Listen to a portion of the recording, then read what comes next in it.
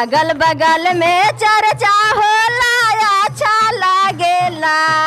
अगल बगल तो सासू देख लैता चारा चा में काका लागेला। सासू देख लैता चारा भंगिया लागेला हो धतुरवा लागेला। भंगिया लागे ए पुतहू देख आईनी चारा चा में कुछ ना लागेला। पुतहू देख आईनी पुतहू देख आईनी चारा